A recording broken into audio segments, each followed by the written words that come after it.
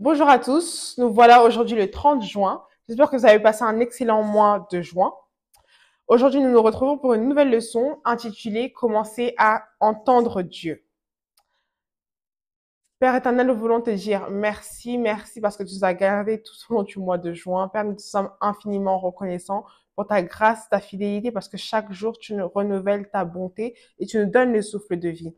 Nous prions, Seigneur Dieu, comme le titre de cette leçon dit, qu'à partir de maintenant, si nous ne t'avons pas entendu auparavant, qu'à partir de maintenant, nous puissions commencer à entendre ta voix dans nos vies clairement, de manière significative, afin que nous puissions être guidés par celle-ci dans le nom de Jésus. Je prie, Saint-Esprit, viens nous enseigner toi-même et qu'à la fin de tout, toute la gloire et l'honneur soit rendue, alors que nous menons une vie guidée par toi et par ta voix et par tes instructions et par ton Saint-Esprit.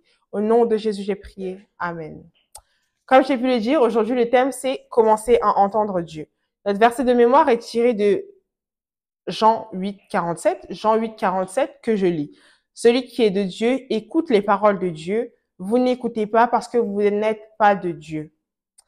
Donc ce verset nous dit simplement que celui qui reconnaît Dieu comme son Père écoute les paroles de Dieu. Mais au contraire, ceux qui ne le reconnaissent pas comme leur Père ne l'écoutent pas. Je prie que par notre vie, il va être évident que nous sommes de Dieu, que Dieu est notre Père parce que nous obéissons à sa voix au nom de Jésus. Notre passage biblique est tiré de Jean 10, 2 à 5. Jean 10, 2 à 5. Mais celui qui entre par la porte est le berger des brebis. Le gardien lui ouvre et les brebis écoutent sa voix. Il appelle par leur nom les brebis qui lui appartiennent et il les conduit dehors. Lorsqu'il les a toutes fait sortir, il marche devant elles et les brebis le suivent parce qu'elles connaissent sa voix. Elles ne suivront pas un étranger, mais elles fuiront au contraire loin de lui parce qu'elles ne connaissent pas la voix des étrangers. J'aime beaucoup ce passage. On apprend notamment que les brebis connaissent la voix de leur berger. De même, enfin plutôt également, on apprend également qu'elles ne seront pas tentées de suivre un étranger parce que c'est leur berger et uniquement leur berger qu'elles suivent. Donc de même, lorsque nous pouvons voir en Psaume 23, l'Éternel est notre berger. La Bible dit l'Éternel est mon berger, je ne manquerai de rien. Donc l'Éternel est notre berger et nous sommes ses brebis. Donc nous aussi, nous pouvons nous attacher à ce verset. Nous devons connaître, écouter, reconnaître la voix de notre berger qui est Dieu, Jésus, et nous devons grandir dans notre marche justement pour reconnaître sa voix. Ça ne vient pas comme ça, c'est un processus pour reconnaître la voix de Dieu. Donc je prie que Dieu nous donne la grâce de grandir dans sa connaissance afin de pouvoir reconnaître sa voix parmi tant de voix, parmi la nôtre, parmi celle de notre corps, de notre chair, parmi celle de Satan, au nom de Jésus. Et aussi une autre chose qu'on apprend ici, c'est que nous devons fuir loin de toute voix étrangère, parce qu'on ne sait pas où ces voix peuvent nous amener. Comme j'ai mentionné, il y a notre esprit, notre imagination, Satan qui peut nous mettre des voix dans nos têtes, nous dire de faire ci ou cela. C'est pourquoi nous devons être aptes à reconnaître la voix de Dieu et s'assurer de suivre la voix de Dieu et la voix de Dieu uniquement. Et je prie que Dieu nous aide au nom de Jésus. Allons maintenant au message. La Bible dit en Jean 10, 27, mes brebis entendent ma voix, je les connais et elles me suivent. Cela signifie que nous n'avons pas besoin d'être un prophète, pas besoin d'être un évangéliste pour entendre Dieu. C'est ces brebis qui entendent la voix de Dieu. Tout ce dont nous avons besoin, c'est d'être son enfant. Donc je prie pour vous aujourd'hui, je prie pour nous. Le Tout-Puissant nous fera entendre sa voix dès aujourd'hui au nom de Jésus et de manière claire et audible au nom de Jésus. Quand Dieu commence à nous parler de ce qu'il veut faire, cela montre que nous sommes devenus ses amis. Dans Jean 15, 15, Jésus-Christ dit à ses disciples, que je vais lire, Jean 15, 15.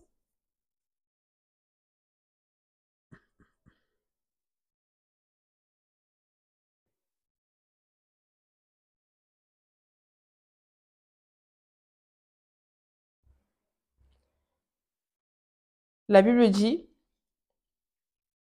voici mon commandement, aimez-vous. Non, pardon, je ne vous appelle plus serviteur parce que le serviteur ne sait pas ce que fait son Seigneur, mais je vous ai appelé ami parce que je vous ai fait connaître tout ce que j'ai appris de mon Père. Donc la raison pour laquelle Dieu appelle ses enfants ses amis, c'est parce qu'il nous fait connaître tout ce que il l'a appris de son père. Donc Dieu dit également à propos d'Abraham qu'il ne pouvait pas lui cacher ce qu'il était sur le point de faire. Dieu est souverain, on est d'accord sur ce point-là. Dieu n'a pas besoin de la permission de quiconque pour faire quoi que ce soit, mais il y a certaines personnes à qui il doit parler avant de faire quoi que ce soit. Et c'était le cas notamment de Abraham. Donc nous devons nous asseoir et vraiment évaluer notre relation avec Dieu. Est-ce que nous pouvons être appelés amis de Dieu? Est-ce qu'à nous aussi, il nous fait connaître qu'il a connu les choses qu'il a connues de son Père? En lisant Genèse 18, on découvrira également qu'Abraham était un ami de Dieu. C'est pourquoi Dieu ne lui a jamais rien caché. Abraham n'était pas seulement l'ami de Dieu. Romains 4:16 dit également qu'il était le père de la foi, puisque sans la foi, il était impossible de plaire à Dieu et que Abraham est appelé le père de la foi. Ça veut dire qu'Abraham plaisait énormément à Dieu. Il a vraiment plu à Dieu. Et je prie que ce soit notre témoignage également, que Dieu puisse nous appeler ses amis et que nous puissions arriver au point où nous plaisons vraiment à Dieu par la mesure de foi que nous avons au nom de Jésus. On peut s'approcher si près de Dieu qu'il nous dit ses secrets, des choses qu'il ne dira à personne d'autre. Dans Jean 13, 21 à 26, Jean 13, 21 à 26, tout le monde à la table a demandé à Jésus, qui est cette personne qui va te trahir? Qui est cette personne qui va te trahir? Mais Jésus l'a révélé qu'à une seule personne, et c'est la personne que la Bible appelle son bien-aimé. Cette personne, c'est Jean. Donc Dieu, encore une fois, ne révèle pas tout à tout le monde.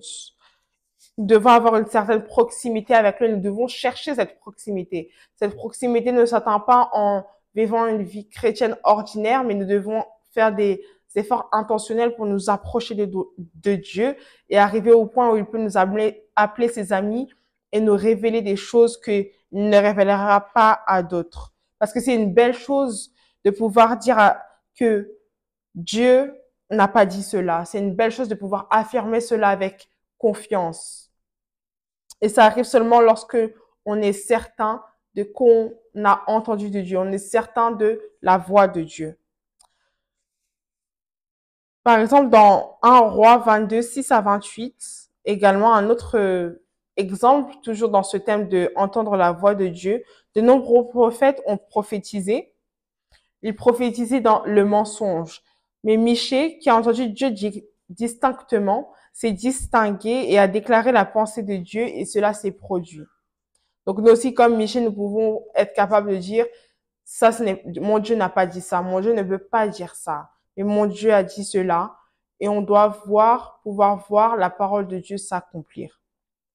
Donc, pour finir, si vous êtes proche de Dieu, vous ne pouvez être trompé par personne parce que vous entendez de Dieu directement qui, lui, ne fait pas d'erreur. Donc, je prie pour vous, je prie pour nous que bientôt Dieu partage ses secrets avec nous dans le puissant nom de Jésus. On se retrouve très bientôt pour une nouvelle leçon des cieux ouverts et je prie que Dieu vous bénisse richement. Amen.